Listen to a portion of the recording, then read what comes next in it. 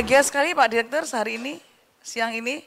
Barangkali Pak Direktur bisa ngobrol-ngobrol santai kita semuanya tentang bela negara versinya Pak Parvi nih dulu. Sekarang saya pengen tahu dari Mas Rangga, Gusti Rangga, ya betul. Bela negara, ya ini jadi grogi nih saya. Bela negara dalam pandangan Mas Gusti Rangga seperti apa sih?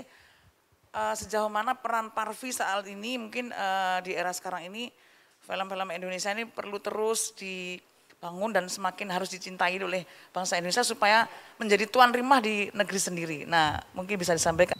Film adalah sebuah produk seni budaya. Jadi kalau dikatakan produk seni budaya, maka dia masuk ke dalam kebudayaan. Budaya apa? Ya tentu karena ini film Indonesia, budaya Indonesia. Nah dalam perjalanannya sudah jelas bahwa film Indonesia adalah film yang diproduksi oleh orang Indonesia, berbahasa Indonesia, lalu dimainkan sebagai pemeran utamanya adalah orang Indonesia.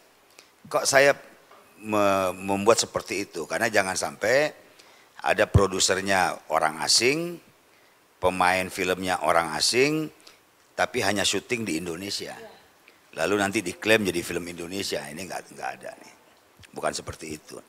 Yang pasti film Indonesia itu produsernya orang Indonesia, lalu didaftarkannya itu di Indonesia, pemainnya bisa campuran.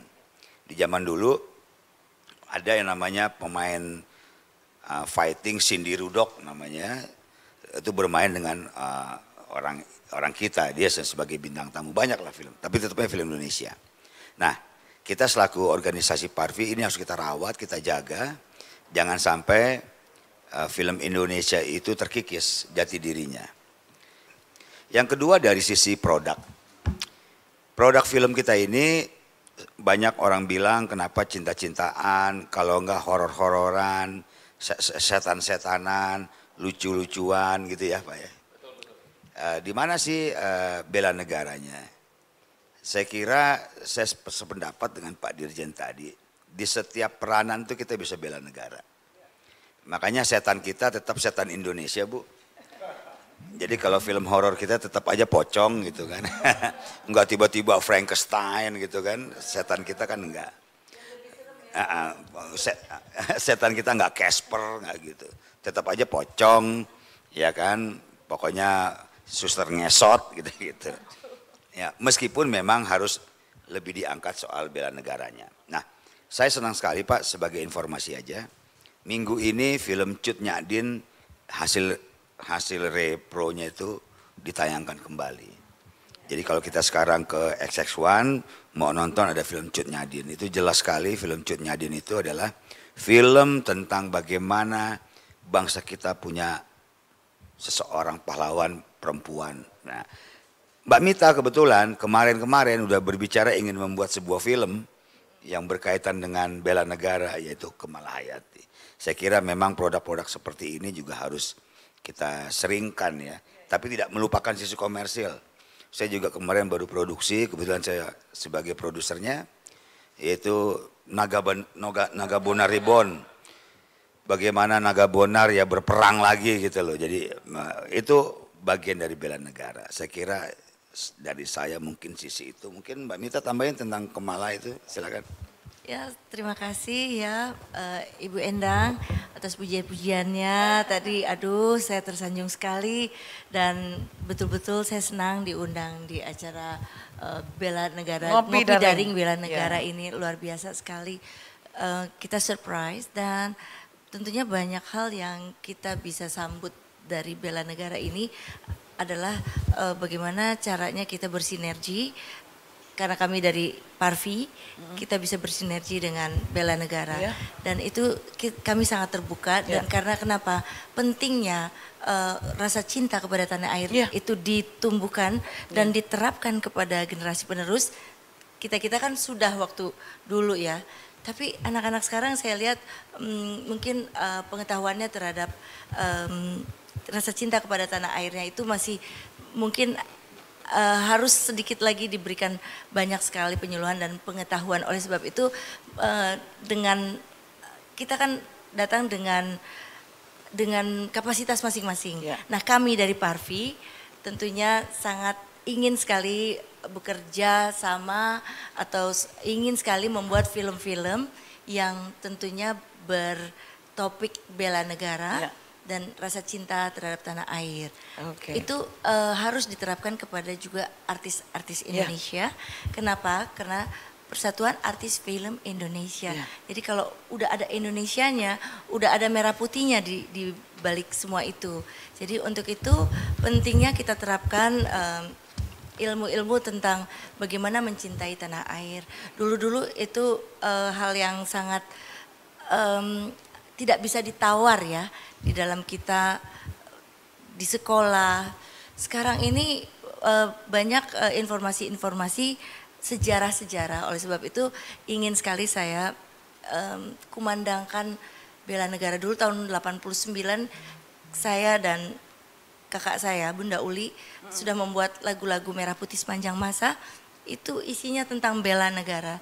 Tetapi bela negara itu juga tentunya tidak melulu hanya berbicara tentang lagu-lagu patriotik, tetapi kerja nyata dan bagaimana kepedulian kita dan kepekaan kita terhadap apa yang terjadi di environment kita dan apa yang terjadi di negeri kita bahkan di seluruh dunia.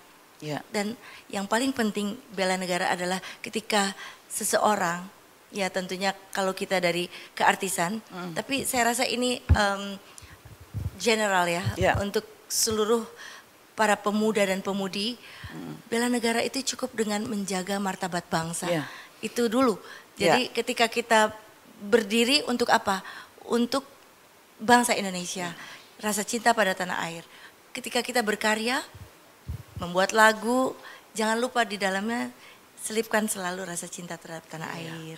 Bahwa bela negara tadi disampaikan oleh Bapak Dijen, yang simpel-simpel saja, berbuat yang terbaik, sesuai dengan profesi kita, itu bela negara. Sekarang dari dunia perfilman, kita tahu tadi Mas Gusti Randa juga nyampaikan, dakor sekarang ini ngeri kan, digandrungi lah oleh tokoh oleh anak-anak muda. Tapi kalau saya sebagai generasi yang sudah menengah ke atas lah sama Mas Gusti, sama Mbak Paramita, sama lah generasi kita, saya lihat tuh dakor tuh biasa-biasa saja sih. Biasa-biasa saja. Saya juga jarang nonton.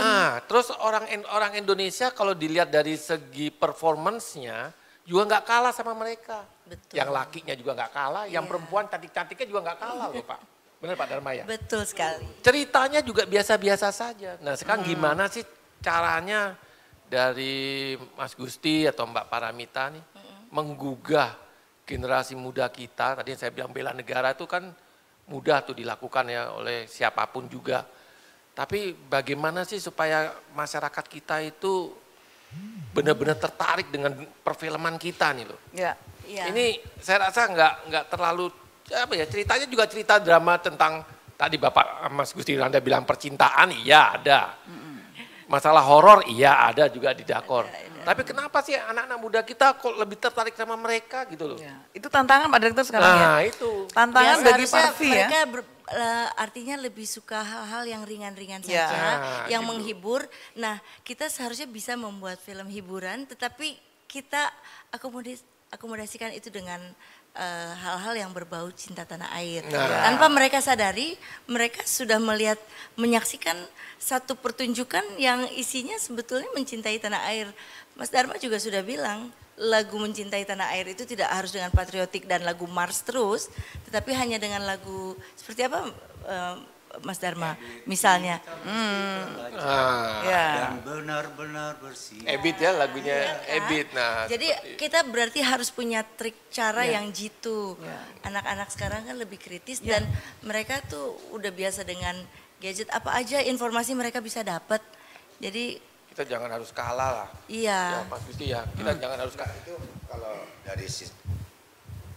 kalau dari sisi filmnya, kenapa film luar drakor itu bisa mewabah? Ini ada dua jawaban sebetulnya Pak. Ya. Mau jawaban santai apa jawaban serius nih? Kan gitu. Kalau jawaban Santainya ya mereka lebih banyak cost produksinya, lebih banyak duitnya gitu. Oh, ya. Tapi kalau mau serius, ini serius banget nih Pak. Ya. Jadi Korea itu saya kira K-pop itu. Jadi jangan lihat filmnya aja deh, lagunya juga deh. K-pop itu dia sudah sampai dengan istilah, kalau Yuval Harari di Homo Sapien mengatakan dia imperium gitu loh. Itu udah masuk imperium tuh. Bagaimana masuk ke sebuah negara tanpa harus ada agresi militer gitu. Tapi dengan penetrasi budaya gitu. Sehingga terjadi beberapa daerah yang semuanya sepakat setuju dengan drakor. Itu imperium. Nah, kenapa mereka kok bisa begitu? Karena orang filmnya itu punya pemikiran visioner. Jadi film bukan saja hanya komoditi di negara saya, tapi film juga bisa menjadi daya expand keluar. Daya expand, daya dobrak keluar, dan bisa menginfluence. Nah, kalau kita undang-undang perfilmannya adalah, saya bilang tadi, adalah film adalah produk karya seni budaya. Ya, jadi Gitu. sering-seringlah kita perkenalkan dengan budaya kita sendiri, jadi jangan sampai kita luntur akan budaya. Jadi belum sampai itu kita seni budaya, kalau kita kan seni budaya yang berdasarkan sinematografi dengan media bla bla bla bla.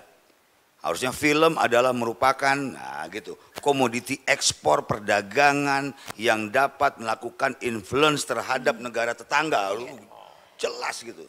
Akhirnya orang kalau mau buat film, Pak. Justice penekanan. Iya, orang kalau mau buat film jadinya lu mau buat film apa? Film gue dengan pocong kesandung portal. Aduh.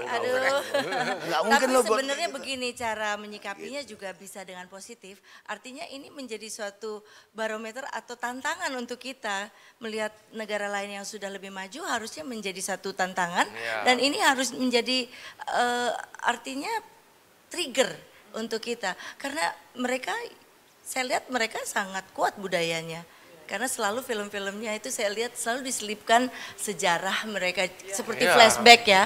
Nah kita pun begitu, jadi saya sih berharap ya karena saya juga sangat mencintai budaya dan film adalah memang bersinergi dengan seni peran tentunya ya dan juga seni budaya dan budayanya. Dan saya juga mengharapkan manusia Indonesianya juga yang berbudaya, terutama artis-artis Indonesia bisa merefleksikan artis yang berprestasi dan mencintai tanah airnya dan artis yang berbudaya. Iya tentu. Ya, jadi semua itu enggak cuman artisnya aja tapi produsernya. Jadi kita punya environment yang kira-kira satu visi, punya satu idealisme. Mungkin dapat ditambah lagi Bu Endang. Inspirasinya dengan musik ya Pak. Musik Iya. ya. Pak Dharma, gimana Saya Pak Dharma? sudah Coba Pak Dharma. ingin bekerja sama dengan Pak Dharma ya.